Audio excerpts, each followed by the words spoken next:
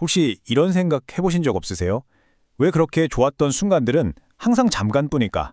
왜 즐거움이 때로는 더 큰 문제로 이어지기도 할까? 오늘은요, 이 아주 오래된 질문에 대한 해답을 담고 있는 고대 지혜, 바로 세상을 보는 세 가지 렌즈에 대해 알아보겠습니다. 바로 시작하죠. 우리 모두가 한 번쯤은 느껴봤을 감정이죠. 정말 완벽하게 행복한 순간, 이대로 시간이 멈췄으면 좋겠다 싶은데 꼭 그런 순간은 손가락 사이로 빠져나가는 모래알처럼 사라져버리잖아요. 바로 이 질문이 오늘 우리가 풀어볼 이야기의 핵심입니다.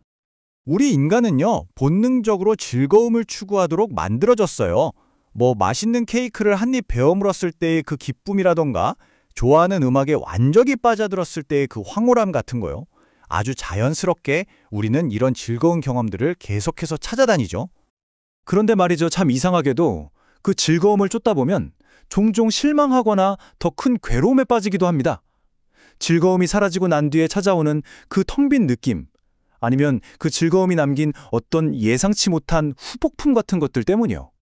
놀랍게도 아주 오래전부터 바로 이 문제를 정확하게 진단하고 분석하는 강력한 도구가 전해져 내려왔습니다. 고대 경전이 제시하는 하나의 프레임워크인데요. 이게 바로 오늘 우리가 함께 깊이 들여다볼 내용입니다. 이 프레임워크는 우리의 경험을 세 가지의 서로 다른 렌즈를 통해서 보도록 안내합니다. 각각의 렌즈는 우리가 평소에는 그냥 지나쳤던 현실의 새로운 면을 아주 선명하게 보여주죠. 자, 첫 번째 렌즈는 아싸다입니다. 보통 즐거움 또는 매력이라고 번역하는데요. 이 렌즈는 어떤 경험에서 오는 순수한 기쁨이나 만족감을 있는 그대로 솔직하게 인정하고 바라보는 거예요. 이건 정말 즐겁구나 하고 말이죠. 두 번째 렌즈는 나와입니다. 이건 위험 또는 단점을 의미해요. 이 렌즈를 통해서 우리는 그 즐거움이 사실은 영원할 수 없고 결국엔 변하고 사라질 수밖에 없는 속성을 가졌다는 걸 보게 됩니다. 바로 즐거움에 원래부터 내재된 불안정성을 직시하는 거죠. 그리고 마지막 세 번째 렌즈, 이게 정말 중요한데요. 바로 니사라나, 즉 벗어남입니다. 근데 여기서 말하는 벗어남은 현실을 외면하고 도망치는 게 절대 아니에요. 오히려 그 즐거움에 대한 갈망과 집착을 그저 내려놓음으로써 얻게 되는 진정한 마음의 자유, 심리적인 해방을 뜻합니다. 자, 그럼 이제 이 세 가지 렌즈를 실제로 어떻게 사용하는지 한번 볼까요?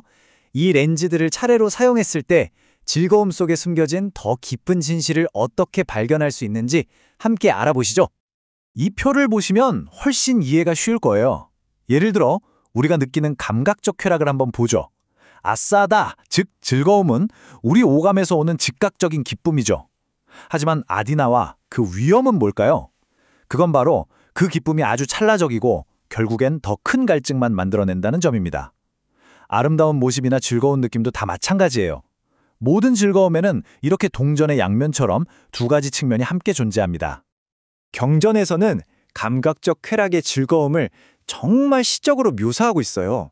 바람직하고 사랑스럽고 마음에 들며 감각적 욕망과 연결된 유혹적인 대상들. 이 구절만 봐도 우리가 왜 그렇게 감각적인 즐거움에 본능적으로 끌리는지, 그 매력의 본질이 뭔지 확 와닿지 않나요? 진짜 문제는 여기서부터 시작됩니다. 우리가 만약 첫 번째 렌즈, 이 즐거움의 단계에만 딱 머물러 버리면 어떻게 될까요? 즐거움의 그 달콤함에만 취해서 그 뒤에 숨어있는 위험을 전혀 보지 못하게 되는 것, 이게 바로 우리를 고통의 쳇바퀴에 빠뜨리는 원인입니다. 경전은 이렇게 오직 즐거움만 쫓는 마음의 상태를 아주 강력한 비유로 설명하는데요. 그건 마치 거대한 불과 같다고 말합니다. 즐거움이라는 땔감을 계속해서 던져 넣을수록 갈망이라는 불길은 점점 더 거세게 타오르고 결국 남는 건 거대한 고통의 덩어리뿐이라는 거죠. 와, 정말 소름 돋는 비유 아닌가요? 이것만큼이나 섬뜩한 비유가 또 하나 있습니다. 바로 가려운 상처를 긁는 것과 같다는 건데요. 긁는 그 순간에는 잠시 시원하고 위안이 되지만 결국 어떻게 되죠? 상처는 덧나고 고통은 훨씬 더 심해지죠. 즐거움만 생각 없이 쫓는 우리의 모습이 바로 이와 같다는 아주 날카로운 통찰입니다. 그렇다면 이 끔찍한 악순환에서 벗어날 방법은 뭘까요? 바로 세 번째 렌즈, 니사라나, 즉 벗어남에서 그 답을 찾을 수 있습니다. 이것이야말로 이 프레임워크가 제시하는 가장 혁신적인 관점의 전환이라고 할 수 있어요. 여기서 핵심은 다시 한번 강조하지만 벗어남이 현실을 외면하고 도망가는 게 아니라는 점입니다. 오히려 즐거움의 매력과 그 안에 숨겨진 위험을 모두 있는 그대로 명확하게 꿰뚫어보는 깊은 통찰 그 자체인 거죠. 경전에서 말하는 진짜 벗어남은요, 바로 그 즐거움에 대한 갈망과 집착을 그저 포기하는 겁니다.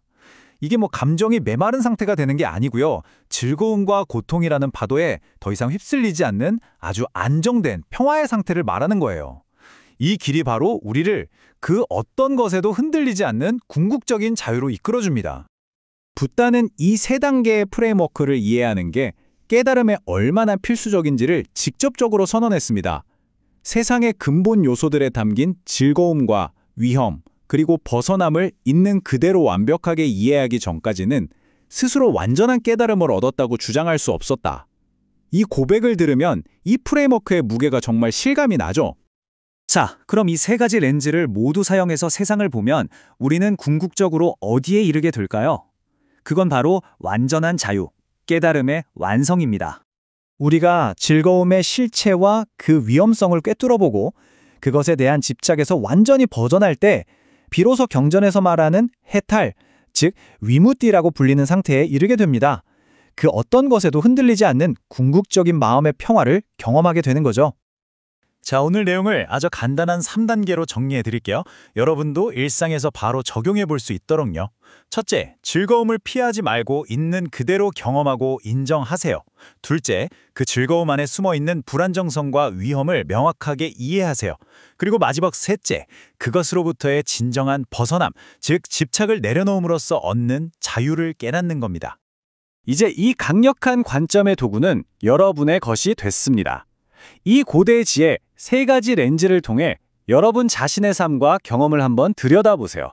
과연 무엇을 발견하게 될까요? 이 질문을 여러분께 남기면서 오늘 설명을 마치겠습니다.